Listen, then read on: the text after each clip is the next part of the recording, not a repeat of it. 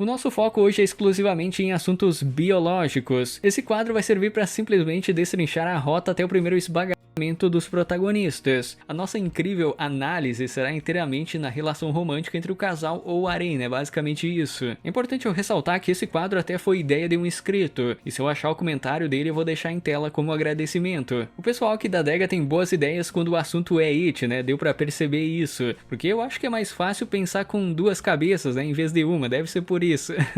Isso também já serve como desculpa pra encontrar esses mangás e provar que o protagonista não vai decepcionar no romance, né? Ou pelo menos a maioria não. E no caso, hoje eu separei a primeira rota anti-virjola pra ser destrinchada, que é do Tada Yota do mangá The Parallel Paradise. Mas antes disso, se quiser patrocinar esse canal 8, tem a área dos membros. Ou sendo um inscrito também eu agradeço muito, né? Eu agradeço muito o apoio de todos. Tem alguns pontos que é importante a gente entender primeiramente, né? Como por exemplo, o tipo de homem que ele é, como é sua personalidade e como foram as interações, né? Os pontos chaves para acontecer o primeiro estudo de reprodução, né? A primeira vez dele. E se no final foi algo satisfatório na minha opinião. É importante avaliar também o tipo de it, se foi bem detalhado ou não. Além disso, se quiserem um contexto melhor sobre a história completa desse mangá The Parallel, eu posso avaliar fazer um vídeo focado nisso futuramente, né? Em toda a trama, em todo o enredo do mangá. Então chega de enrolação e bora para a rota do Yota. Esse protagonista é introduzido como um estudante do ensino médio como qualquer outro, né? Um estudante normal. Até demonstrando inicialmente que ele tinha e ainda tem uma queda pela amiga de infância, que é literalmente a rota mais segura dos animes e mangás, né? Literalmente. De primeiro momento, a gente não nota nada muito fora do normal na personalidade dele, né? No jeito do Yota. Mas isso começa a mudar após ele ser atacado por uma figura misteriosa, que estava usando uma fantasia meio bizarra, né? Meio não, né? Completamente bizarra, que só o Yota podia ver. No caso, ele foi derrubado por essa coisa do terceiro andar do colégio. Só que em vez de morrer e acabar a história, isso deu passagem a ele para um mundo de fantasia. E aqui começa o desenvolvimento da primeira rota, né? Porque o acasalamento faz parte dos poderes do protagonista. Tá, deve ter alguém confuso com esse poder, né? Porque é difícil entender isso logo de cara. Pra ser mais exato, o Yota acordou em um mundo que só existem mulheres. No mundo inteiro só existem mulheres há milhares de anos. E essas mulheres passaram por modificações biológicas em seu corpo, basicamente como um processo de evolução e adaptação, sabe? Tipo assim, por não ter homens nesse planeta, o corpo delas começou a ficar mais sensível com o tempo. Elas não têm imunidade aos homens, né? Ao contato direto com eles, que seria um grande problema para as feministas, né? Tem esse detalhe.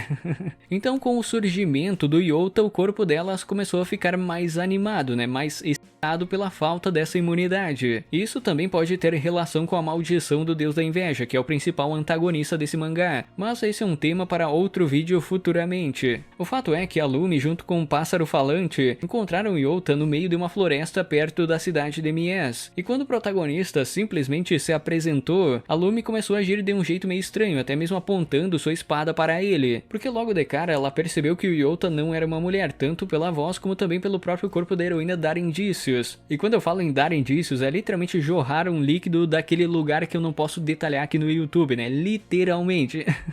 Então rola uma confusão inicial com a Lumi comparando o Yota com os Caos, que são monstros com voz masculina que costumam estuprar as mulheres desse mundo, né? Que é algo bem pesado nessa história. E não dá pra culpar a Lumi porque ela nunca teve experiência com homens, né? Ninguém desse mundo teve praticamente. Mas essas mulheres têm o conhecimento que já existiu homens, por isso que teve um entendimento rápido dessa situação. O interessante é notar que já desde o primeiro capítulo, esse protagonista tinha uma personalidade fora da curva, né? Já desde o início. Porque em vez de apaziguar a situação, né? Tentar ser rápido pra resolver esse problema, que ele era uma boa pessoa, na verdade ele escolheu primeiramente provocar ela, fazendo a heroína ficar animada com o toque dele. Claro, o Yota é uma boa pessoa, mas tem muitos momentos que ele demonstra ser um pouco mais frio, sem tato pra lidar com as mulheres desse mundo. E esse é um bom exemplo, né? Esse é exatamente um bom exemplo. E pela falta de imunidade, após o protagonista salvar a Lumi de um ataque de um monstro que estava distraída pela excitação do contato, no final do capítulo ela pulou pra cima dele sem qualquer controle, querendo fazer aquilo que o YouTube mais detesta.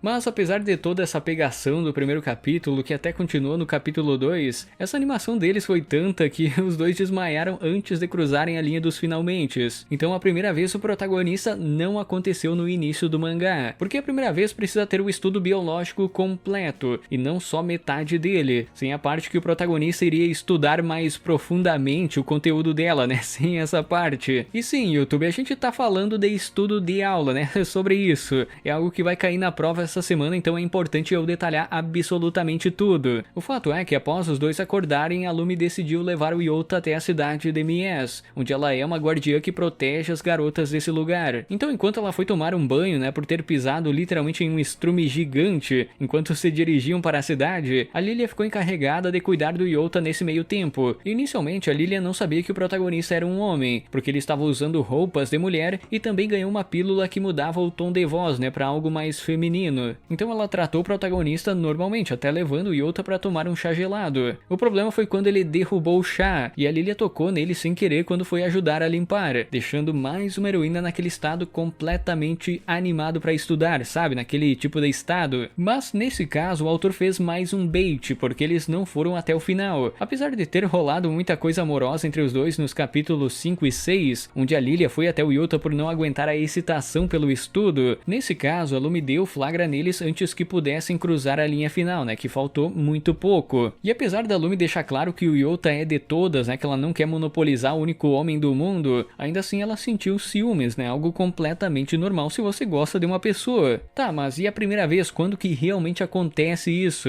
No capítulo 9, após o Genius explicar que as mulheres iriam morrer se não copulassem com um homem, o Yota finalmente tomou a atitude de ir até o final com elas, para salvar todas as mulheres, que é um objetivo, né, que é um objetivo completamente nobre, né, completamente. Por causa da maldição do deus da inveja, quando uma mulher chega até uma certa idade adulta, ela simplesmente morre. Então existem dois caminhos para salvar elas. O primeiro é o mais fácil, né, em teoria mais fácil, que é fazer o estudo de reprodução com cada uma desse mundo, né, com cada mulher desse planeta. Na verdade não é fácil também, né, não é um caminho fácil, porque não existe homem que aguente tudo isso, né, todas as mulheres do mundo. E o outro caminho seria matar o deus da inveja, que também é algo difícil, ainda mais sabendo que esse protagonista não tem nenhum hack. Ele é completamente normal, né, é apenas um homem humano sem poderes, né, sem qualquer hack.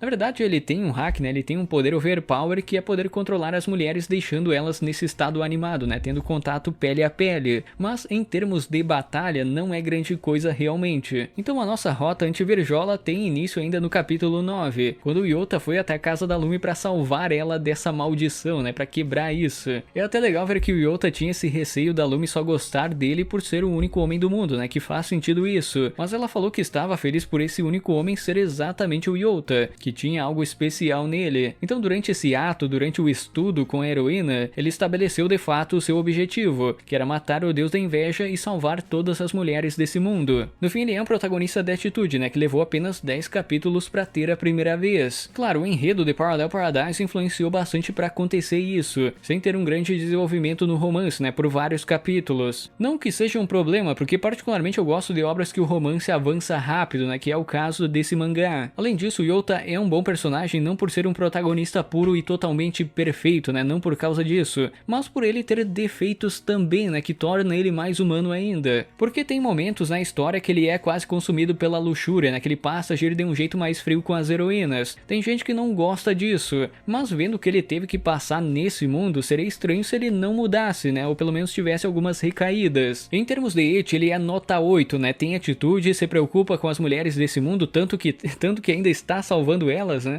mas tem vezes que ele é um pouco insensível, né, realmente dá pra notar isso. Outra coisa importante pra analisarmos aqui é o quão pesado é o eti, porque Parallel Paradise é um dos mangás mais pesados que eu já vi, sem contar os H+18, obviamente, porque ele é um eti que é confundido com H+18, né, tem essa confusão. O autor já falou no Twitter que ele criou esse mangá pra ser algo pesado, que ele tinha essa necessidade de fazer uma história com eti pesado e foi isso que ele fez. Então é bem detalhado, tem um protagonista proativo, tem uma história com muitos plot twists, tem gente que foi ler pelo eti e ficou pela história, né, tem esse tipo de caso também, e a partir do capítulo 10 ele passa a fazer isso com praticamente todas as mulheres que ele encontra nessa jornada, até com NPC, né, ninguém escapa desse protagonista. Sabendo disso, foi a melhor escolha de história para iniciar esse quadro. O Yota é um protagonista que entra pra galeria de não Virjola, dela, né, e possivelmente rei do harém. Eu pretendo trazer um vídeo mais detalhado sobre o universo de Parallel Paradise futuramente, porque é um mangá que tem muita coisa para ser explorado, né, não só em relação ao romance e ecchi, mas sobre a história também. E é isso, comente aí o que vocês acham desse protagonista desse mangá, se já conheciam, e inscreva-se, confira o sininho, vire membro se quiser e até uma próxima.